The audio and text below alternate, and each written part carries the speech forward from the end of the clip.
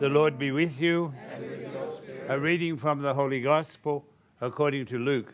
Glory to you, O Lord. The shepherds hurried away to Bethlehem and found Mary and Joseph and the baby lying in the manger. When they saw the child, they repeated what they had been told about him. And everyone who heard it was astonished at what the shepherds had to say. As for Mary, she treasured all these things and pondered them in her heart. And the shepherds went back, glorifying and praising God for all they had heard and seen. It was exactly as they had been told. When the 8th day came and the child was to be circumcised, they gave him the name Jesus, the name the angel had given him before his conception. The Gospel of the Lord. Praise to you, Lord Jesus Christ. Fine. I couldn't believe it. At 5 minutes to 5, I didn't think we had a quorum for Mass. How many arrived between 5 to 5 and 5 o'clock was just a wonderful miracle of squeezing you all in. I'd like to tell you, today we'll start with the 31st of December before we get to the 1st of January, all right? 31st of December in your missal, you see, is the feast of St. Sylvester. I'll tell you a quick story about St. Sylvester because I won't get another chance to be here probably on the feast. St. Sylvester was a pope, and he was a pope in the 3rd, 4th century, way back, and he was imprisoned and ready to be fed to the lions when Constantine was converted and became the first Christian emperor. And Constantine called for his release from prison and put him in the palace of the Vatican, which is still St. John Lateran Palace there, which is still the Pope's official residence. And he went from being condemned to death to a palace overnight. So I always think he's the patron saint of lotto tickets. He was the one that got the benefit of all the persecutions of the 3rd and 4th century, which leads me to talk about today's feast of Mary, Mother of God. That was defined by the Church at the Council of Nicaea in the year 328. Now that 328 is pretty early numbers because, you know, the first 100 years is the time of Jesus and his life and the apostles. The second 100 years was the time of the apostles going around spreading the gospel to all parts and running into, you know, the conflict between the Hebrews and the others, and what we read about in the Acts of the Apostles. So here in the third 100 years, the church is early, 324. The church is having a problem with what do we believe in? Who is Jesus? And the Arian heresy was there at the time that really denied that Jesus was truly man.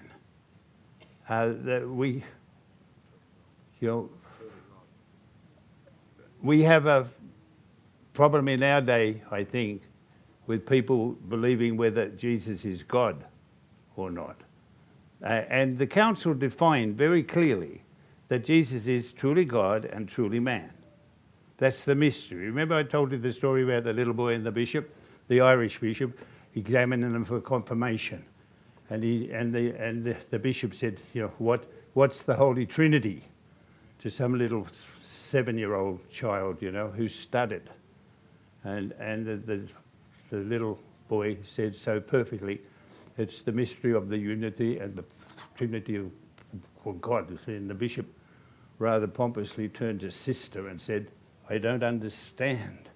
Yeah. And the little boy said to the bishop, you don't have to understand, you have to believe it. I like that because I knew the little boy when he grew up and I knew the bishop. So it's the mystery of the incarnation. And the council said, by giving Mary the title Mother of God, it was not to exalt Mary in any way at all. It's saying if you can say that, you've got Jesus right. He's truly God and he's truly man. And Mary is truly his mother because you can't be mother of a bit of a person.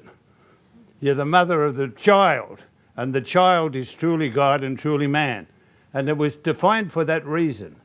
And every time we say it in the Hail Mary, we go back 1,700 years in the tradition, long before there was Protestants and Catholics or anything like that.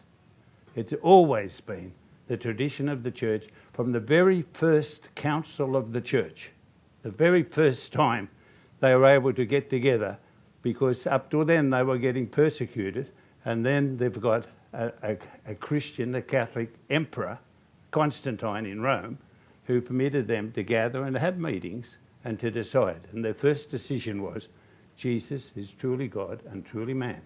And the way you know whether you got that right is whether if you call Mary Mother of God, then you've got it right. If you can't call her Mother of God, you've got it wrong. Amen.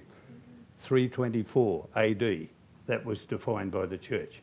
Now, you're going to do something different tonight because it's New Year and it's Christmas. One stage in my life, I don't ever mention it at all to you, but I did 4 years of my study of Greek, New Testament Greek. So whilst we laugh about it sometimes or other and what the Greek means and doesn't mean, believe it or not, whether I remember it or not, I had to study it.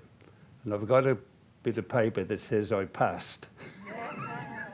So you've got to believe it, all right? Now I want to take one word from today's gospel. You know I like words, and you know I like tearing them apart. If you find this boring, hard luck. If you find it boring because you're not listening, well, don't be a non-listener. To me, it's very important. It says, Mary gathered these things and pondered them in her heart. Now, the word ponder in the Greek, now I never quote a Greek word to you, ever, do I? All right? But don't forget it. The word ponder is in the Bible, it's symbalo, S-Y-N-B-A-L-L-O. And the verb to ball, to make into a ball, to bala, it's an English word, it's not too complicated. To ball something up is the image of a bale, same word, of hay. You know, the round ones, not the flat ones with the wire that we see in the country, but a round that is wound up and up and up and up and up and so tight. It's wound up so tight it becomes a ball and would roll down a hill if you let it do so, all right?